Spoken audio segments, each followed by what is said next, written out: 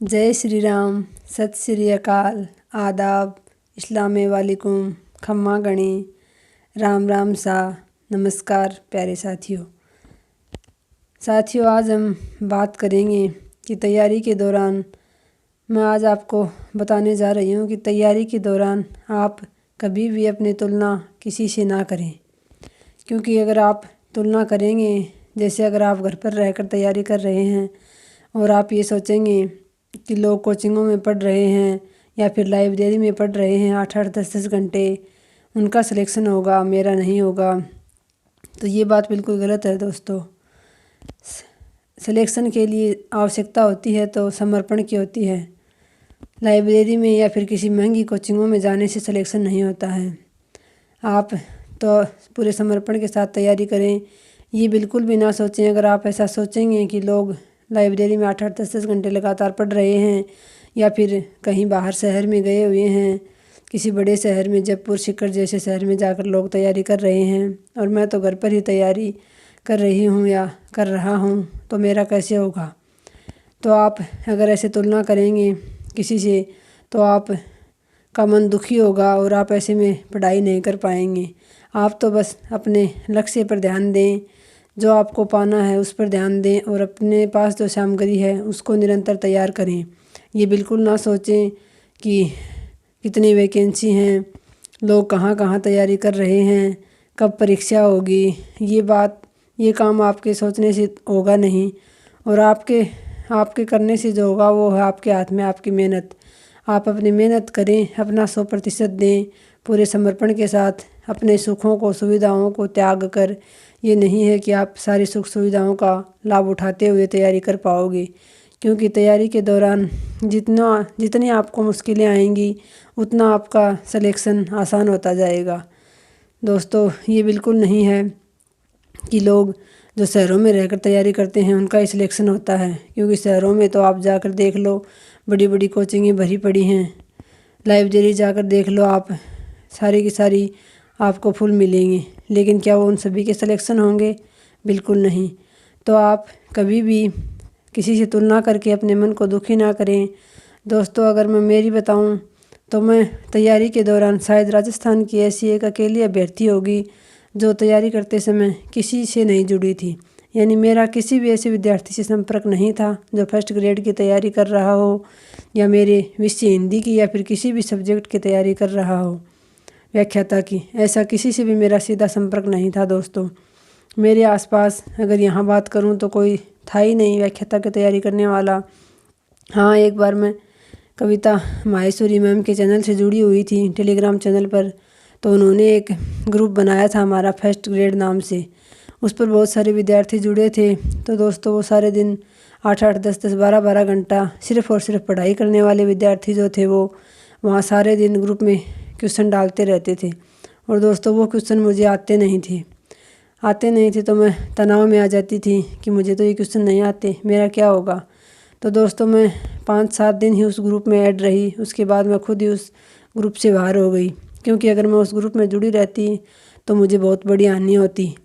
इसलिए मैंने सोचा कि जो ये प्रश्न पूछ रहे हैं ये मुझे आएंगे नहीं, और आएंगे नहीं तो मैं जो आ रहा है वो भी भूल जाऊंगी। इसलिए ये सोचकर मैं ग्रुप से बाहर हो गई। उसके बाद दोस्तों, मैंने ना कोई टेस्ट सीरीज ज्वाइन की थी, ना मैं किसी कोचिंग में गई थी तैयारी के लिए, ना ही किसी ग्रुप से जुड़ी थी।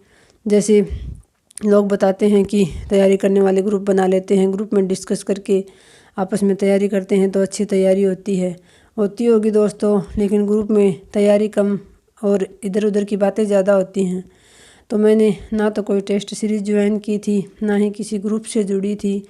मेरा कोई अभ्यर्थी जानकार ही नहीं था दोस्तों। तैयारी के दौरान मैं सिर्फ अकेली थी, गांव में थी, घर का काम था सारा, जिसमें पशु भी थे 5-6, और भी घर में बहुत सारा काम होता है। जो गृहिणी बहनें हैं उन्हें अच्छी तरह से पता है।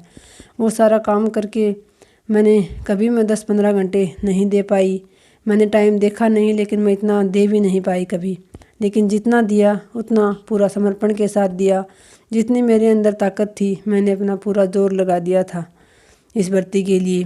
और मैंने शुरू में ही ठान लिया था, लिख लिया था एक कागज़ पर कि इस बार मुझे हर हाल में व्याख्याता का पद लेना ही है। क्योंकि दोस्तों मेरे पास कोई दूसरा ऑप्शन नहीं था।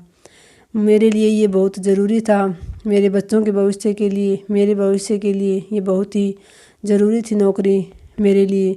इसलिए मैंने तो अपने इष्ट देव से कह दिया था कि मेरे हाथ में सिर्फ मेहनत है, मैं अपना 100% दूँगी, आगे आप जानो, या नौकरी दे देना या फिर अपनी ये ज़िंदगी ही ले लेना, क्योंकि मेरी ये ज़िंदगी अगर मुझे इस बार नौकरी नहीं मिली तो किसी काम की नहीं है। ये सोचकर मैं तो तैयारी करने लगी थी। मैं तो बार बार अपने इष्ट देव से, बजरंगबली से यही कहती थी कि देख लेना बाबा, मेरे लिए ये आखिरी मौका है। तो दोस्तों मेरी तो उन्होंने सुन ली। इसी तरह आप भी अपने इष्ट देव पर छोड़ दें और अपना 100% दें। सिर्फ इष्ट देव कुछ नहीं करेंगे दोस्तों, अपना 100% दें। जितनी आपके अंदर ताकत है, अपनी सुख सुविधाओं को त्याग कर और फिर पूरा समर्पण के साथ तैयारी करें। फिर आप देखना, आप भी ज़रूर सफल हो जाओगे। तो मैं बात कर रही थी तुलना की, तो आप ये बिल्कुल भी ना समझें कि आप किसी ग्रुप में ऐड होंगे, नहीं होंगे, या फिर आप कोई टेस्ट सीरीज ज्वाइन नहीं करेंगे तो आपका सिलेक्शन नहीं होगा। ऐसी बात बिल्कुल भी नहीं है दोस्तों, आपका भी चयन हो सकता है। पूरे समर्पण के साथ तैयारी करें। दोस्तों मैं किसी टेस्ट सीरीज से नहीं जुड़ी थी, लेकिन जो पीछे के पेपर हैं आए हुए, जैसे मैंने 2014 से तैयारी शुरू की थी, तब से लेकर अब तक जितने पेपर हुए हैं सभी मेरे पास सुरक्षित हैं। उन सभी का मैंने गहन अध्ययन किया था।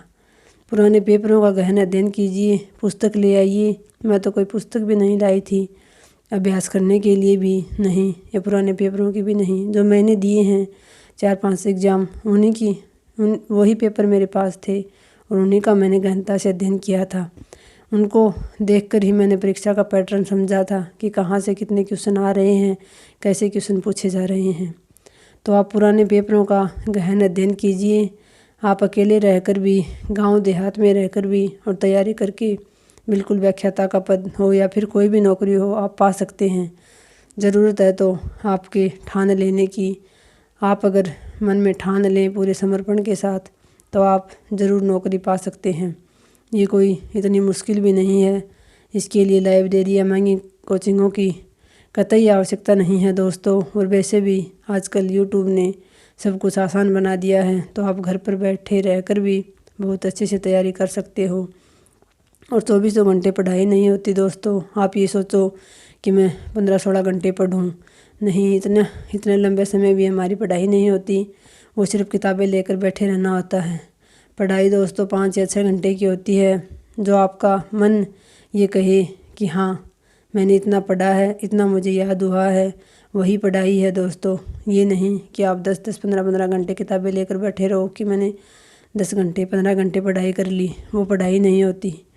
पढ़ाई तो वही होती है जब तक आपका मन माने और आपका मन करे पढ़ने के लिए कि हाँ मुझे याद हो रहा है, मुझे ये टॉपिक समझ में आ रहा है, वही पढ़ाई होती है। तो मैं यही कहूँगी दोस्तों कि आप जितनी कठिन परिस्थितियों में तैयारी करेंगे उतनी ही सफलता आपके नज़दीक आएगी। तो आप ये बिल्कुल ना सोचें कि सारी सुख सुविधाओं के साथ तैयारी करेंगे तो ही आपको नौकरी मिलेगी। बस आप तो अपना 100% दें, उसमें बिल्कुल भी कमी ना रहने दें और बाकी अपने इष्ट देव पर छोड़ दें। वो अपने आप आपको देंगे। जिसके आप योग्य हो वो आपको अवश्य मिलेगा। और वैसे भी माँ सरस्वती कभी अपने ऊपर ऋण नहीं रखती हैं। आज नहीं तो कल वो आपको ऋण आपका ब्याज समेत लौटाएंगी। आप तो बस उन्हें पूरा समर्पण दें, वो आपको सफलता ज़रूर देंगी। तो आज की वीडियो में इतना ही। धन्यवाद दोस्तों। जय हिंद।